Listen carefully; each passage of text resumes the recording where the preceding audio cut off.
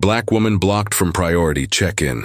Moments later, she buys the airline and fires entire team. You're at the airport, rushing to make your flight, and you step into the priority check-in line. Everything seems routine, until it isn't. A woman, calm and composed, approaches the counter with her ticket in hand, but instead of a smooth process, she's met with disrespect, judgment, and humiliation. What happens next? Well, let's just say, this isn't your typical story of customer service gone wrong. This is about power, justice, and a twist no one saw coming.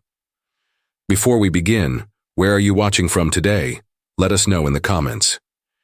If you love inspiring stories of resilience and justice, make sure to hit that like button, share this video, and subscribe for more incredible tales. Your support helps us share these impactful stories with even more people. Now, let's get into it. The wheels of Danielle Robinson's leather suitcase hummed softly over the smooth airport tiles as she entered the terminal. The automatic glass doors slid open with a quiet hiss, welcoming her into the bustling chaos of travelers hurrying to destinations near and far. The scent of fresh coffee lingered in the air, mingling with the sharp tang of jet fuel faintly carried through the ventilation. Danielle paused for a moment, taking in her surroundings with a practiced calm that masked the flicker of anticipation in her chest. Today wasn't just another trip. It was the culmination of months of meticulous planning, long nights, and quiet sacrifices. This flight would take her to the final meeting where she would secure a deal that could change everything, not just for her, but for the legacy she was building. She tightened the silk scarf draped around her neck, its soft hues contrasting elegantly with her tailored cream coat. Her demeanor was polished, composed, yet approachable, qualities that had earned her respect in rooms where she was often underestimated.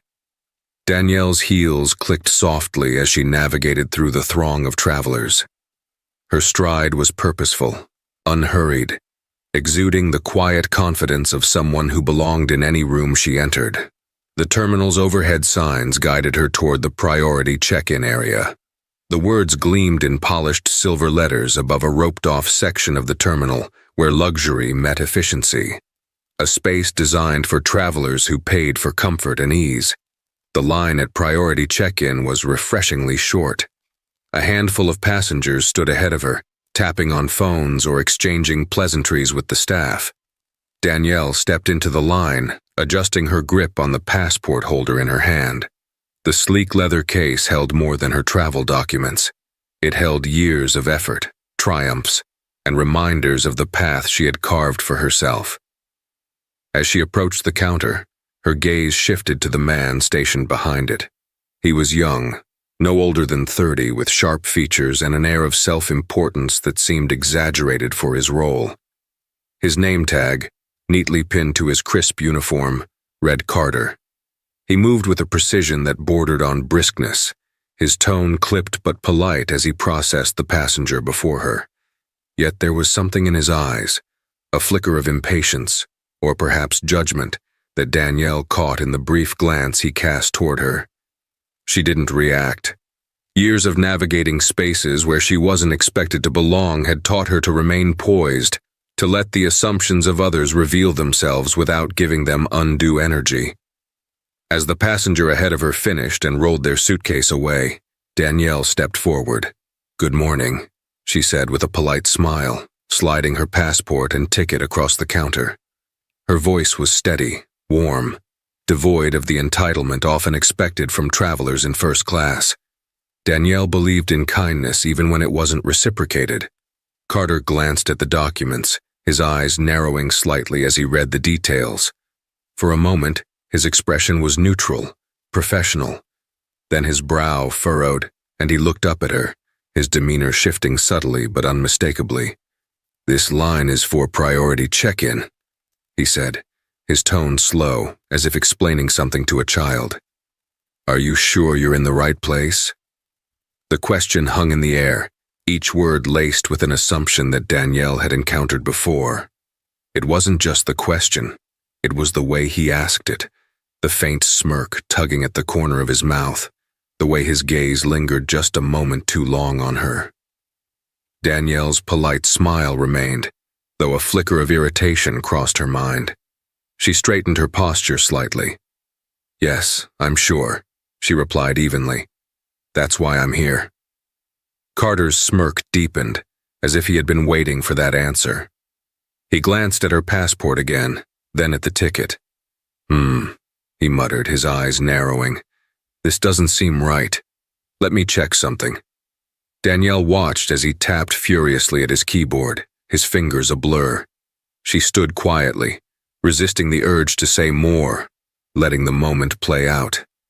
Around her, the terminal continued to buzz with life. Announcements echoed from overhead speakers, families exchanged hurried farewells, and the rhythmic beeping of nearby luggage scanners filled the space. But here, at this counter, time seemed to slow as Carter leaned into his assumptions. "I'm sorry," he said finally, looking up with a mock apologetic expression. "This ticket doesn't look valid. Are you sure you booked this through the airline?" Danielle's heart remained steady, though her patience began to thin. She had expected to breeze through this interaction, as she always did at priority check-in. Instead, she found herself at the center of unnecessary scrutiny. "Yes, I booked it directly," she said, her voice firm but measured. "Perhaps you should double-check." Carter hesitated, clearly not expecting her to stand her ground. He glanced at her again, his gaze sharp and appraising, before reluctantly continuing to type. A few moments later, his smirk returned. "I'm sorry, ma'am," he said, his tone teetering on condescension. "But I'm going to have to call someone to verify this. Do you have any proof that this ticket is yours?" Danielle's grip tightened slightly on the handle of her suitcase, but she kept her composure. She leaned in just enough to command Carter's attention without raising her voice. "The ticket is mine," she said firmly, "and I'd suggest you be very certain about how you proceed next." Carter blinked, momentarily thrown off by her calm authority. But then his expression hardened, and he gestured to a nearby security guard. Danielle stepped back slightly, allowing space but refusing to shrink under the weight of his assumptions. The guard approached, his presence adding another layer to the tension. Danielle remained silent as Carter explained the situation, exaggerating the details in a way that painted her as suspicious. Passengers nearby began to take notice, some whispering, others openly watching. Danielle could feel their eyes on her, the judgment in their glances. But she didn't flinch. Instead, she reached into her coat pocket and retrieved her phone. She scrolled to a familiar number and tapped it, lifting the phone to her ear. "Hello," she said softly, her tone steady but laced with quiet determination. "It's me. We need to handle something."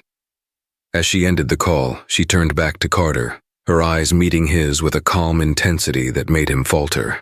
She didn't need to say anything more. This was just the beginning. Danielle lowered her phone, sliding it back into the pocket of her coat. The guard standing nearby shuffled awkwardly, clearly unsure how to proceed. His hands hovered near his radio, his eyes darting between Danielle and Carter, as if he were silently debating whether this situation warranted escalation. Danielle didn't give him the satisfaction of breaking her composure.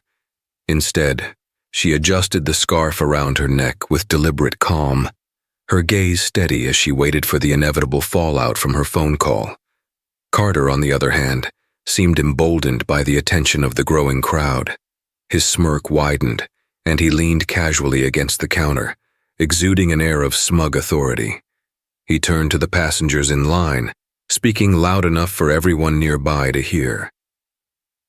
"You see, this is why we have protocols," he said, his voice dripping with false professionalism. "Priority check-in is a privilege, not a right. We can't just let anyone waltz in without verifying their credentials."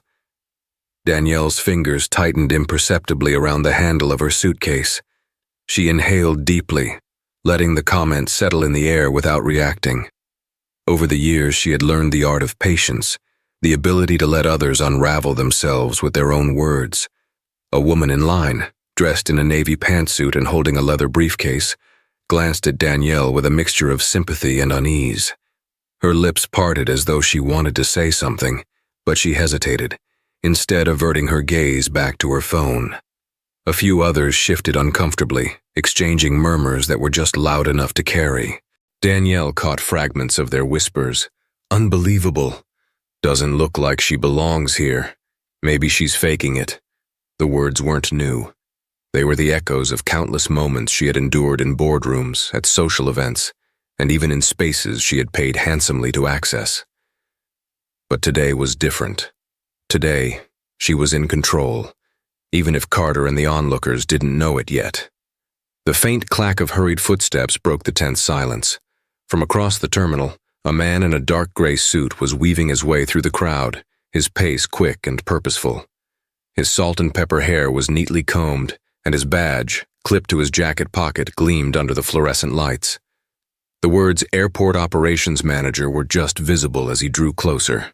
Danielle's sharp eyes caught the slight sheen of sweat on his brow and the stiffness in his gait, signs of someone who knew they were stepping into a precarious situation. The manager reached the counter and immediately addressed Carter, his voice low but firm. "What's going on here?" Carter straightened, his smug demeanor faltering slightly under the manager's scrutinizing gaze. He gestured toward Danielle, his tone taking on an exaggerated sense of righteousness. "This passenger was trying to use the priority check-in line with a suspicious ticket," Carter explained. "I was just following procedure to ensure everything was legitimate. You understand, of course." The manager didn't respond immediately. Instead, he turned to Danielle, his expression shifting to one of polite concern. "Ma'am," he said, his voice softer now, "may I see your ticket and ID, please?" Danielle handed over her passport holder without a word, her movements calm and deliberate. The manager opened it, his eyes scanning the documents inside. As he read, his expression changed almost imperceptibly. His brows lifted, and a flicker of recognition crossed his face. He looked up at Danielle, his posture straightening as though he had just realized who he was speaking to. "Miss Robinson," he said, his tone now laced with deference. "I deeply apologize for any inconvenience you've experienced." Carter's head snapped toward the manager, confusion clouding his features. "Wait, what?" he blurted out. "You know her?" The manager ignored him, focusing entirely on Danielle. "If you'll allow me, I'd like to personally escort you to the lounge while we sort this out. This situation should never have occurred." Danielle tilted her head slightly, her expression calm but unreadable. "And what exactly do you mean by sort this out?" she asked, her voice carrying a quiet authority that made the manager flinch slightly. "Well," the manager stammered, "we'll conduct an internal review of the check-in process and—" Danielle held up a hand, stopping him mid-sentence. Her gaze shifted to Carter, who was now visibly uncomfortable.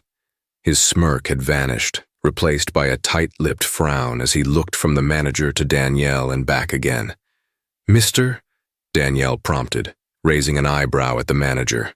"Bradley," he supplied quickly. "Greg Bradley, ma'am." "Well, Mr. Bradley," Danielle continued, her tone cool, "I'd like you to clarify something for me. Is this the standard of service your priority check-in staff is trained to provide? Public humiliation, baseless accusations, and outright disrespect?" Bradley swallowed hard, his face reddening. "No, ma'am. Absolutely not. This is unacceptable, and I assure you it will be addressed immediately." Danielle let the words hang in the air for a moment before she nodded slightly. "Good," she said, "because I'd hate to think that this kind of behavior is tolerated at an airline I've invested so much in." Carter blinked, his mouth opening as if to speak, but no words came out. The color drained from his face as the weight of Danielle's statement sank in. Bradley, meanwhile, looked as though he wanted to sink through the floor. "I'll give you both a moment to reflect on what that means," Danielle said, her voice calm but firm. "In the meantime, I'll wait here for the response from my team." She turned her attention back to her suitcase, adjusting its position slightly as if she hadn't just sent shockwaves through the room. Around her, the murmurs of the crowd grew louder, curiosity and astonishment rippling through the passengers who had witnessed the exchange. Danielle's phone buzzed in her pocket. She pulled it out, glancing at the message that had just arrived. A small smile played at the corner of her lips as she read it. The wheels she had set in motion were turning faster than she had anticipated. The storm was just beginning. Danielle's smile faded as she slipped her phone back into her coat pocket, her expression returning to its calm, composed state. Around her, the airport seemed to shift subtly. The once bustling terminal now felt quieter as passengers leaned in to watch the unfolding drama. Some pretended to scroll through their phones, but their darting glances betrayed their curiosity. Others whispered to companions, their words too hushed to reach Danielle's ears, but clear enough in intent. Carter was no longer smirking. He stood stiffly behind the counter, his confidence eroding with every passing second. His fingers drummed nervously against the polished countertop, and his gaze flicked to the manager, Greg Bradley, who had broken into a visible sweat. The weight of Danielle's presence had shifted the atmosphere, and the two men were acutely aware that they were no longer in control of the situation. Bradley cleared his throat, his voice strained as he tried to regain some semblance of authority. "Miss Robinson," he began hesitantly, "if you'd prefer, we can move this conversation to a more private location, perhaps the VIP lounge." Danielle raised an eyebrow, her gaze steady. "You seem eager to get me out of sight, Mr. Bradley. Why is that?" The question caught him off guard. His mouth opened, but no immediate answer came. Instead, he fumbled for words, his discomfort growing more evident by the second. It's for your comfort," he stammered, "and to ensure that this situation is handled with the utmost discretion." Danielle tilted her head slightly, studying him. The silence stretched between them, thick with tension, until she finally spoke. "My comfort wasn't a concern when your employee decided to humiliate me in front of a crowd," she said, her voice even but sharp enough to cut through the fragile pretense of professionalism Bradley was clinging to. "So why is it a priority now?" Bradley's face reddened further, and Carter shifted uncomfortably beside him, his fingers still twitching against the counter. Before Bradley could muster a response, the distant sound of approaching footsteps drew everyone's attention. The clicks of polished shoes against the tiled floor grew louder, and moments later, two men in tailored suits appeared. One was tall and lean with an air of quiet authority. The other, shorter but stockier, carried himself with a no-nonsense demeanor. Both wore badges clipped to their lapels, marking them as senior executives from the airline. Danielle turned slightly to acknowledge them, her expression neutral but her eyes sharp. The taller of the two stepped forward, his hand extended in greeting. "Miss Robinson," he said, his tone warm but professional. "I'm Thomas Reed, Vice President of Customer Relations. My colleague here is David Lynn, Head of Operations. We received your call and came as quickly as we could." Danielle shook his hand briefly, her grip firm. "Mr. Reed, Mr. Lynn, thank you for coming." The executives exchanged brief, tense glances with Bradley, who now looked as though he wanted to disappear entirely. Carter stood frozen, his earlier bravado completely extinguished. Thomas Reed's gaze shifted to the scene around him. The crowded terminal, the hushed whispers, the unmistakable tension hanging in the air. He frowned slightly before addressing Bradley. "Greg," he said, his voice low but firm, "a word, please." Bradley nodded stiffly, stepping aside with Reed. Their voices lowered as they spoke in hushed tones, but the occasional phrase drifted toward Danielle's ears. "Unacceptable. Damage control. This cannot happen again." Meanwhile, David Lynn approached Danielle directly, his expression contrite. "Miss Robinson," he began, "please allow me to personally apologize for this incident. This is not the standard of service we strive to provide, and I assure you that corrective measures will be taken immediately." Danielle studied him for a moment, her expression giving nothing away. "Corrective measures," she repeated. "And what might those entail, Mr. Lynn?" Lynn hesitated, clearly unsure how much authority he could assert without consulting Reed. "Well, we'll begin with a thorough review of the check-in process," he said cautiously. and disciplinary action will be taken against any staff found to have acted inappropriately. Danielle's eyes flicked to Carter, who stood rigidly behind the counter, his face pale. "That's a start," she said, "but I'll be expecting more than just a review and vague promises of discipline." Lynn nodded quickly, eager to placate her. "Of course, Miss Robinson. I'll personally oversee the process to ensure—" He was interrupted by Reed's return, his expression grim. Bradley trailed behind him, his shoulders slumped in defeat. Reed addressed Danielle directly, his tone firm but deferential. "Miss Robinson," he said, "I'd like to formally apologize on behalf of the airline for the treatment you've received. I assure you this is not reflective of our values or our commitment to our passengers." Danielle nodded slightly, but didn't respond immediately. The silence that followed was heavy, punctuated only by the faint hum of the terminal. Finally, she spoke. "I appreciate your apology, Mr. Reed," she said, "but apologies alone won't fix the deeper issue here. This isn't just about me. It's about how your staff interacts with passengers they perceive as different." Reed's jaw tightened and he nodded. "You're absolutely right, Miss Robinson, and I take full responsibility for ensuring that changes are made to address these issues." Danielle studied him for a moment, her expression softening slightly. "Good," she said, "because I'll be holding you to that." She turned her attention back to Carter, who flinched under her gaze. "As for him," she said, her voice calm but unyielding, "I trust you know what needs to be done." Reed's eyes flicked to Carter, his expression hardening. "Effective immediately," he said, his tone cold. "You're relieved of your duties." Carter's mouth opened in protest, but no sound came out. His face was a mixture of shock and disbelief as the weight of Reed's words settled on him. Danielle didn't linger to watch his reaction. She turned back to Reed and Lynn, her composure unwavering. "I'll leave the details to you," she said, "but rest assured, I'll be following up." With that, she picked up her suitcase, her movements as fluid and graceful as when she'd arrived. The crowd parted as she made her way toward the VIP lounge, her presence commanding respect without a single word. Behind her, the murmurs of the crowd grew louder, and the staff scrambled to regain control of the situation. But for Danielle, the matter was far from over. This was just the beginning of a much larger shift, one that she intended to see through to the very end. The VIP lounge was a world apart from the bustling chaos of the terminal.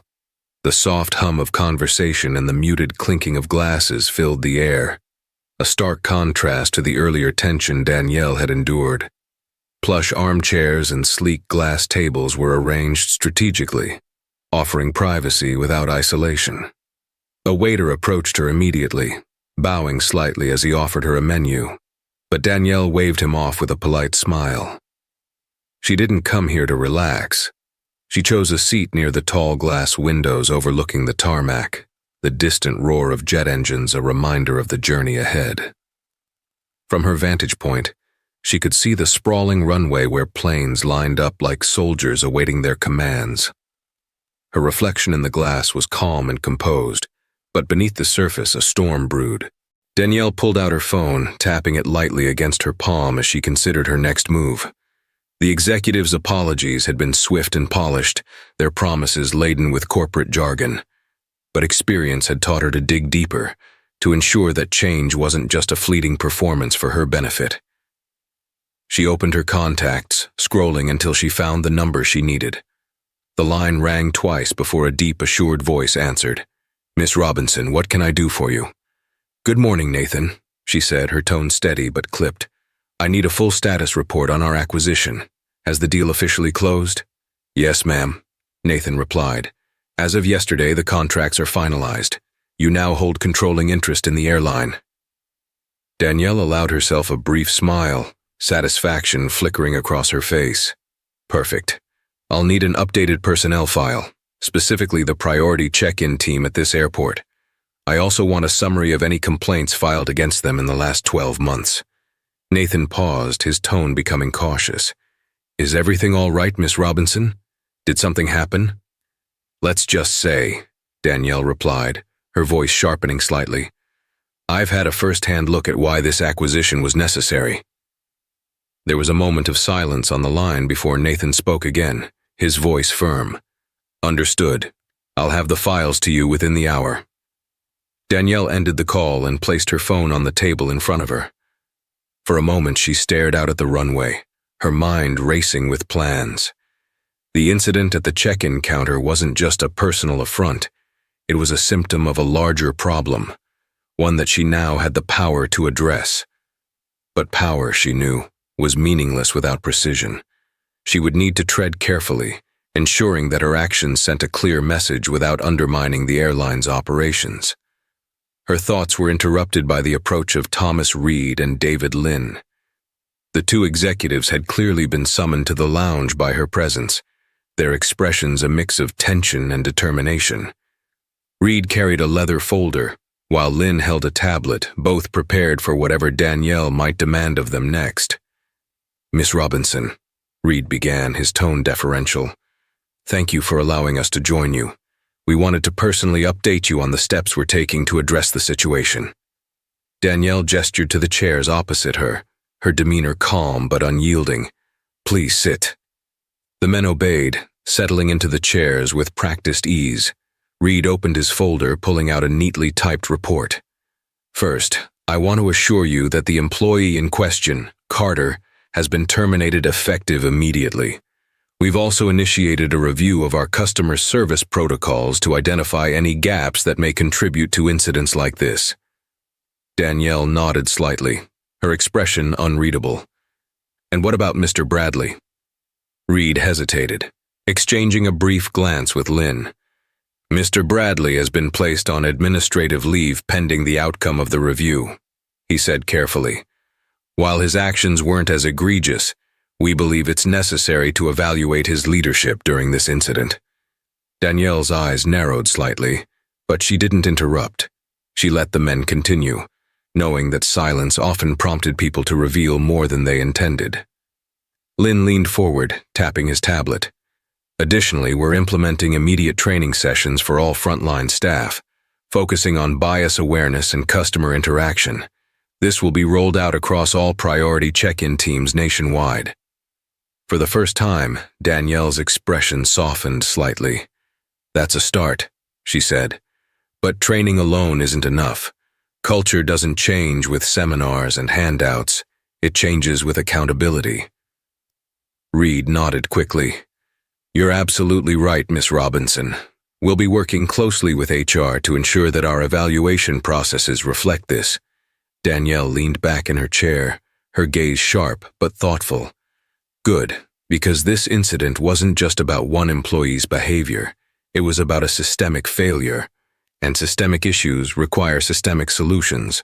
Reed and Lynn nodded in unison, their postures attentive as though they were students taking notes from a professor. Danielle's phone buzzed softly on the table. She glanced at the screen, seeing a notification from Nathan. The personnel file she had requested had just been sent. She picked up the phone, scrolling through the document with practiced efficiency. Names, titles, performance reviews, and complaints, all laid out in neat rows. As her eyes scanned the file, one name stood out: Carter Miller.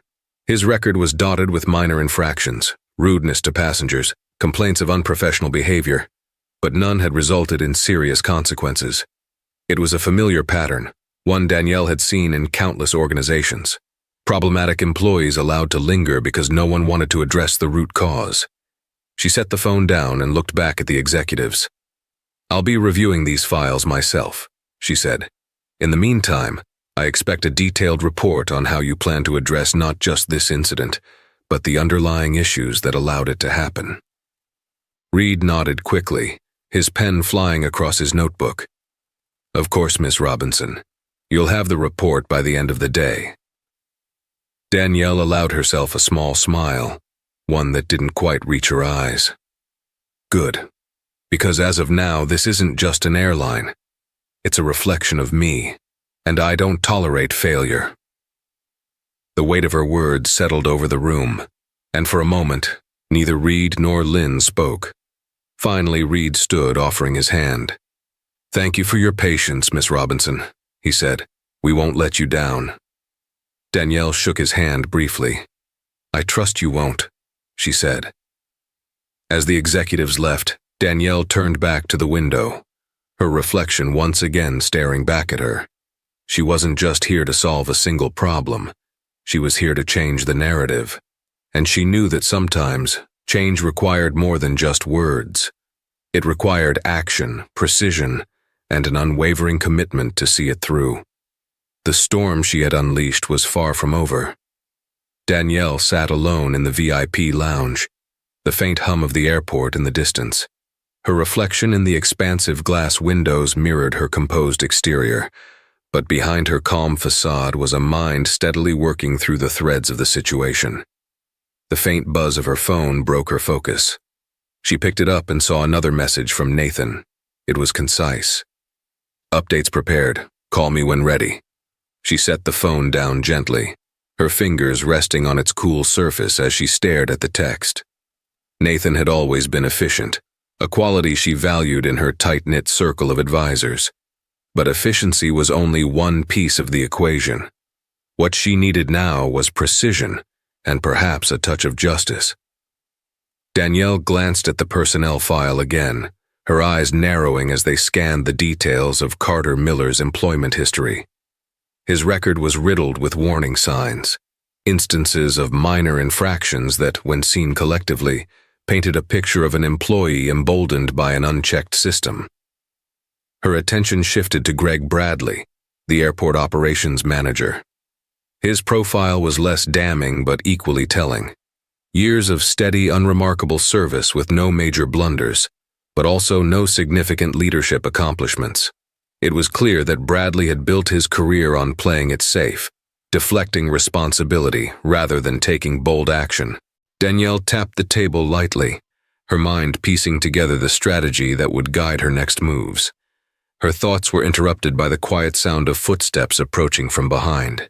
She turned her head slightly and saw a waiter standing a respectful distance away, his hands clasped neatly in front of him. "Excuse me, ma'am," he said softly. "I noticed you haven't ordered anything. Can I bring you something to drink? Perhaps a coffee or tea?" Danielle hesitated for a moment, then gave a small nod. "A green tea, please. No sugar." "Right away," the waiter replied with a slight bow before retreating. As the waiter disappeared, Danielle leaned back in her chair, her mind momentarily drifting to the events of the morning. Carter's sneering face, the murmurs of judgment from the onlookers, and Bradley's fumbling attempts at damage control. All of it had been familiar in an exhausting way. But today, she hadn't just been a passenger subject to their biases. Today, she had been an observer, an analyst, and most importantly, the woman holding the reins. Her tea arrived moments later, the delicate aroma wafting from the cup as the waiter placed it gently in front of her. Danielle murmured a soft thanks, taking a moment to savor the warmth of the cup in her hands before taking a sip. The bitterness of the tea grounded her, sharpening her focus as she prepared for the next step. With a steady hand, she dialed Nathan's number. "Miss Robinson," he answered promptly, his voice clear and professional. "I've gone through the files," Danielle said, her tone measured. "I need clarification on something. The performance reviews for Carter Miller. Who signed off on them?" There was a brief pause as Nathan consulted his notes. "Most of them were approved by Greg Bradley," he replied. "It looks like he downplayed several of the complaints, categorizing them as minor incidents that didn't warrant further action." Danielle nodded to herself, her suspicions confirmed. "And what about Bradley's record? Any patterns I should know about?" "Bradley's been with the company for over a decade," Nathan said. "No major incidents, but also no standout accomplishments. He's been effective at maintaining the status quo, which might explain why he's overlooked issues like this." Danielle's fingers drummed lightly on the table as she considered the implications. "I want a full report on his handling of staff complaints over the past 5 years," she said. "Specifically how often he's taken action versus how often he's deflected responsibility." "Understood," Nathan replied. "I'll have that ready for you shortly." Danielle ended the call and set the phone down, her mind already working through the angles. The pattern was clear. Bradley's reluctance to act had created an environment where employees like Carter felt untouchable. That culture had to change, and it would start with accountability at every level. Her thoughts were interrupted by the sound of approaching footsteps once again. This time it was Thomas Reed and David Lynn, their expressions slightly more composed than before but still tinged with unease. Reed carried another folder, while Lynn clutched his ever-present tablet. "Miss Robinson," Reed began as they reached her table, "thank you for meeting with us again. We've prepared some additional information for your review." Danielle gestured for them to sit, her calm demeanor unshaken. "Let's hear it," she said. Reed opened the folder, revealing a stack of neatly typed documents. "Following our earlier conversation, we've conducted a preliminary review of the priority check-in team at this airport. We've identified several areas of concern, including gaps in training and oversight." Lynn leaned forward, tapping his tablet to bring up a chart. "We've also compiled data on passenger complaints specific to this location," he added. "The trends suggest a pattern of inconsistent service quality, particularly among newer staff." Danielle listened quietly, her gaze shifting between the two men as they spoke. When they finished, she leaned back in her chair, her expression thoughtful. "This data confirms what I already suspected," she said. "But addressing the symptoms isn't enough. We need to dig deeper and address the root causes." Reed nodded quickly, his pen poised over his notebook. "What do you propose, Miss Robinson?" Danielle took a sip of her tea before responding. "First, I want a full audit of all priority check-in teams across the network. Not just performance metrics. I want qualitative feedback from passengers, anonymous surveys from employees, and an analysis of how complaints are handled." Reed scribbled furiously, while Lynn nodded in agreement. "Second," Danielle continued, "we need to reevaluate the leadership structure at this location. Bradley's inaction has contributed to the current culture, and that's unacceptable. I expect a detailed plan for replacing or retraining leadership to ensure accountability moving forward." Reed glanced at Lynn, then back at Danielle. "We'll get started on that immediately," he said. Danielle's gaze sharpened. "Make no mistake," she said, her voice firm. "This isn't about damage control. It's about transformation. I'm not interested in surface-level fixes. I want lasting change, and I'll be watching closely to ensure it happens." The weight of her words hung in the air, and for a moment, neither Reed nor Lynn spoke. Finally, Reed nodded, his expression resolute. "We understand, Miss Robinson," he said. "You have our full commitment." Danielle offered a faint smile, her eyes gleaming with determination. "Good," she said, "because failure is not an option." As the men left to begin their work, Danielle turned back to her tea, the faint bitterness a reminder of the challenges ahead. Change wouldn't come easily, but she was ready for the fight. The reckoning had begun, and Danielle Robinson was just getting started. The lounge had grown quieter, the mid-morning rush dwindling into a lull as passengers filtered out to their respective gates.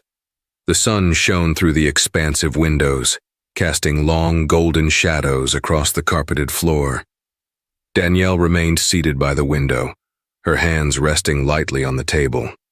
Her tea sat untouched now, the once warm liquid cooling to room temperature. Yet, her mind was far from idle.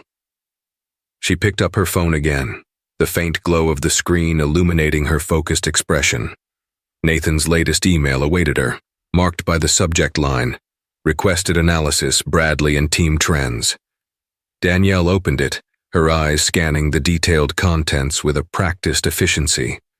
The report was exhaustive, breaking down every complaint, every incident, and every decision, or lack thereof, made under Bradley's oversight. A pattern emerged quickly, as Danielle had anticipated. Bradley's tendency to avoid confrontation was well documented, his leadership style marked by a preference for maintaining surface-level harmony rather than addressing underlying issues. Complaints about Carter Miller had been dismissed or downplayed multiple times, each instance further emboldening his behavior. Danielle shook her head slightly, a flicker of frustration crossing her features. She tapped her phone, dialing Nathan once more. He answered on the second ring, his voice steady as always. "Miss Robinson." "Nathan," she said, her tone low and thoughtful. "The report is thorough, but it's also damning. Bradley's negligence has cultivated a culture of complacency. We need a strategy to ensure this doesn't happen elsewhere." Nathan didn't hesitate. "Understood. I'll work on a plan to implement stricter accountability measures across all leadership roles. Would you like me to include guidelines for escalating unresolved complaints directly to corporate?" "Yes," Danielle replied. "And make sure those escalations are tied to measurable consequences. If a manager chooses to ignore a problem, they'll know exactly what's at stake." "Consider it done," Nathan said. Danielle ended the call and set the phone down again. Her reflection in the window stared back at her, its calm exterior masking the storm of thoughts swirling beneath. She wasn't angry. Anger was too fleeting, too uncontrollable. What she felt was a quiet, simmering resolve. Her musings were interrupted by a soft knock on the edge of the open lounge doorway. Danielle turned her head to see a woman in a crisp navy suit standing there, her posture straight but not rigid. Her dark hair was tied neatly at the nape of her neck, and her expression carried a blend of professionalism and curiosity. "Miss Robinson?" the woman said, stepping forward slightly. "My name is Amanda Lee. I'm with the Airline's legal department. I was asked to provide support with any issues that may arise during your visit." Danielle studied her for a moment, noting the way Amanda's hands rested calmly at her sides and the slight tilt of her head that suggested attentiveness. She gestured to the seat across from her. "Please have a seat." Amanda sat down, folding her hands neatly in her lap. "I understand there's been an incident this morning," she began, her tone measured. "I want to assure you that we take these matters very seriously. If there's anything I can do to assist, please don't hesitate to let me know." Danielle's eyes narrowed slightly, not in suspicion but in appraisal. Amanda's words were carefully chosen, but there was a sincerity in her tone that caught Danielle's attention. "How long have you been with the airline, Miss Lee?" Danielle asked. "Just over 5 years," Amanda replied. "I've primarily worked in compliance and corporate governance." "And what's your assessment of the company's current culture?" Danielle's question was pointed, her gaze steady. Amanda hesitated for only a fraction of a second, her professionalism unshaken. "The company has strong foundational values," she said carefully. "But there's always room for improvement, particularly when it comes to consistency in implementing those values across all levels." Danielle allowed herself a faint smile. "A diplomatic answer," she said, "but not an inaccurate one." Amanda's posture relaxed slightly, though her focus didn't waver. "If I may ask, Miss Robinson, what are your priorities as we move forward from this incident?" Danielle leaned back in her chair, her expression contemplative. "My priority," she said slowly, "is to ensure that this airline becomes a model for excellence. Not just in service, but in integrity. That means addressing not just the symptoms of systemic issues, but their root causes." Amanda nodded, her eyes thoughtful. "I can help with that," she said simply. Danielle raised an eyebrow, intrigued. "How so?" "I've worked closely with the compliance team on several initiatives," Amanda explained. "If you're looking to overhaul processes and hold leadership accountable, I can provide insights into where the gaps are and how to close them." Danielle studied her for a long moment, her mind weighing the potential. Amanda's confidence was quiet but undeniable, and her willingness to engage directly suggested a level of competence Danielle found refreshing. "Very well," Danielle said finally. "I'll be relying on you to ensure this process is as thorough as it needs to be." Amanda inclined her head slightly, a faint smile touching her lips. "You won't be disappointed, Miss Robinson." As Amanda left the table, Danielle turned back to the window, her reflection now joined by the silhouette of planes taxiing along the runway. Change was coming, not just for the airline, but for everyone within it. and Danielle Robinson, as always, was ready to lead the way. Danielle remained seated for a while longer after Amanda left, letting the quiet of the lounge settle around her. The sunlight had shifted, bathing the space in a warmer glow as the day progressed. Outside, the distant movements of planes and baggage carts served as a reminder of the machine she was now at the helm of. Vast, intricate, and powerful. But even the most robust machine, she knew, was only as effective as its weakest link. Her phone vibrated softly against the table, pulling her from her thoughts. It was a message from Nathan. Executive briefing scheduled for 3 p.m. Recommendations attached. Let me know if adjustments are needed. Danielle opened the attachment, scrolling through the document he'd prepared. As always, his work was meticulous. The recommendations were structured into 3 phases: immediate corrective actions, short-term restructuring, and long-term cultural shifts.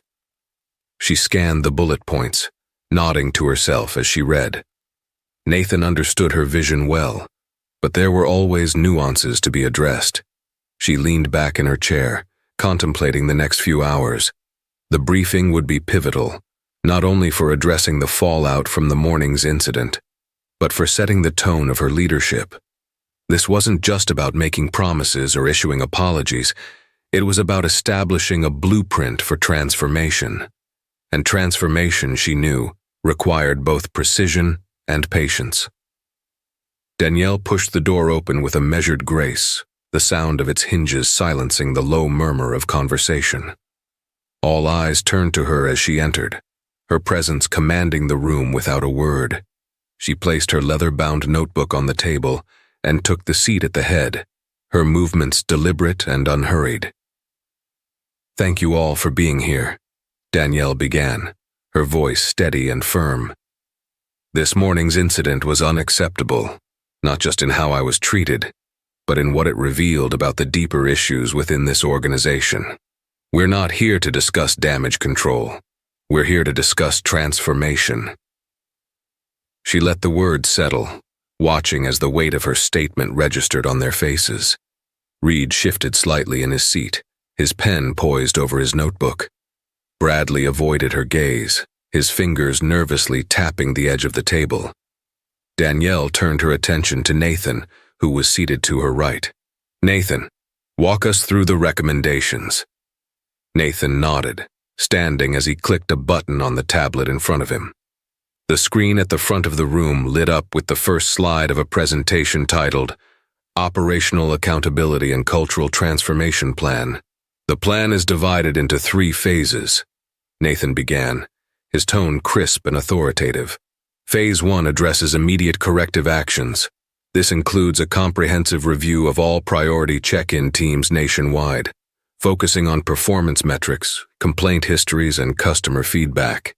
Any employees with consistent patterns of misconduct or underperformance will be subject to re-evaluation, up to and including termination." Danielle's gaze shifted briefly to Bradley, who was now staring intently at the table. The implication of Nathan's words was clear. No one would be exempt from scrutiny. "Phase 2, Nathan continued, focuses on short-term restructuring. This involves implementing new leadership training programs, revising customer interaction protocols, and establishing clear escalation procedures for unresolved complaints. Additionally, all managers will be required to undergo mandatory bias awareness training." Danielle interjected smoothly, her voice carrying a note of finality. "That training won't be a one-time session. It will be part of an ongoing commitment to excellence. This isn't about checking boxes. It's about creating a culture that prioritizes respect and accountability." Nathan nodded, moving to the final slide. "Phase 3 addresses long-term cultural shifts. This includes the creation of an internal task force to monitor compliance and oversee the implementation of new policies.